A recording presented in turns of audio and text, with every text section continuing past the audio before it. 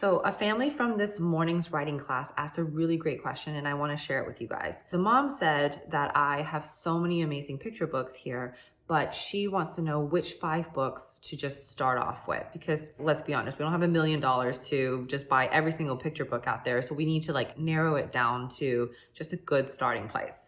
For me, my starting place has to be books that build confidence in some way, whether that is teaching social skills, emotional regulation skills, friendship, body positivity, culture. Those books are very important to teach kids. And so that's what I look for. And so I kind of put together 5 books to suggest to you. Now, of course, if you're watching this and you have a lot of picture books, you will probably have some feedback and opinions about the books that I suggested. Please feel free to share in the comments your own book suggestions, because I totally agree with you. There's just so many amazing ones out there. These are just the 5 that I have read over and over again with neurodivergent students, and I've noticed that they are captivated. They spark conversations, they're engaged, they're not bored. One of the reasons is because all the books that I've chosen have a good flipping page rhythm where we're not stuck on a page for a really long time. It moves. And so I think that's really important, that the story moves and that it's a story. I do have one book that I'm sharing that's not necessarily a story, but most of them, I do like that they are in a context of a character with a plot. It feels easier for kids to remember and for me to reference that book later. Here are my 5. Ready? The first one is Saturday by Ogemura. First of all, I see books like they are wallpaper, and they're art that you can display on the shelves, and it tells powerful messages to the kids. So I think this one is just absolutely beautiful, from the place of diversity to the fact that this book cover and the artwork here is created by paper cutouts for kids who are artistic. I love talking about how this is a form of art that maybe they haven't tried before. This book is about family and change. It's a Saturday. They're so excited to go hang out together, but things keep happening where their plans change, or they go get a haircut and the water from a car gets on their hair and their entire haircut is ruined. And so what do you do with these changes and being flexible with change? This is something really difficult I notice about a lot of kids, and I love sharing this story so we can talk about being flexible with change and plans, especially with neurodivergent kids. When plans change, that's really hard. So I just think that this book encompasses so many different aspects. It's like a top one for me. The second book I want to suggest has to do with conflicts with friendships.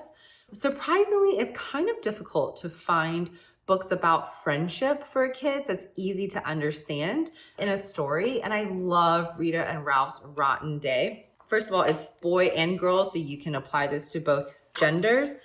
But also it's got sort of a rhythm here where it says up the hill and down the hill and up the hill and down the hill. So for kids of all ages, they can participate in the reading of it. And it's about these 2 kids who they're best friends, but then one of them upset the other, so they really hurt each other's feelings. And so they're going up the hill and down the hill and up the hill and down the hill back to their homes. And how do they resolve this conflict together?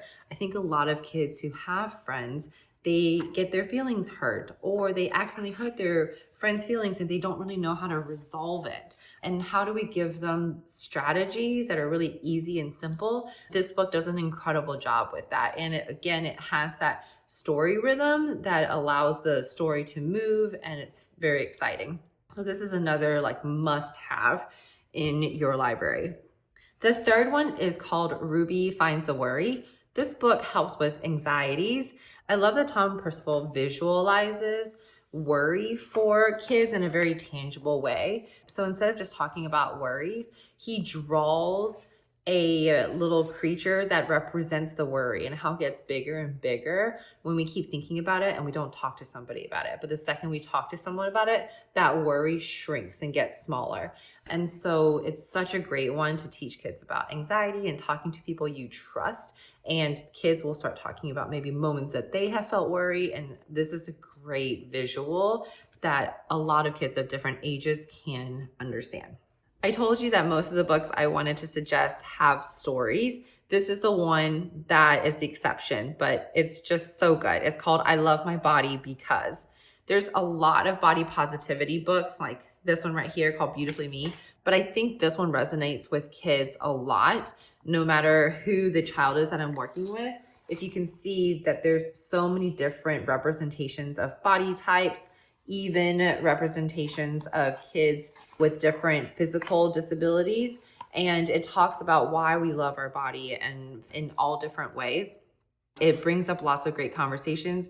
It also helps kids with empathy, with understanding differences, with noticing differences and appreciating the differences between different kids and different bodies and supporting that. So this is a really great one. I also love how joyful and welcoming this book cover is. It seems to bring joy and community, which is something that I think is very important for kids to see on their walls. So this would be a book that I commonly have displayed by their book cover, not just by the spine, so that this becomes sort of like a picture or a piece of artwork that is in the children's room. So the last book I want to suggest is A Friend for Bentley. Statistically, there are more picture books with animal characters than human characters. And so I intentionally did the reverse, where only one of the 5 I'm suggesting has animal characters, because I want more kid representation in books. But this one I think is very worth getting for an animal characters. It's about friendship and change with friendship. This is really good for upper elementary kids, even though it's a picture book, because as they go into middle school, their friendships will change. And what I realized is when I was a kid, nobody told me that friendships change. And so it was very hard to adjust to that. And I like to go ahead and show them that this is possible so they're ready for it. It doesn't take them by surprise. So this little chick and Bentley become best friends, and you learn about how they become best friends because they have common interests, even though they look different. So that part is awesome for all kids to learn about, finding common interests to become good friends. But then as the chickie gets older and becomes a chicken, her interests change, but she still really cares about Bentley. So what is she going to do about it? She gets Bentley another pig, and the pigs end up becoming friends.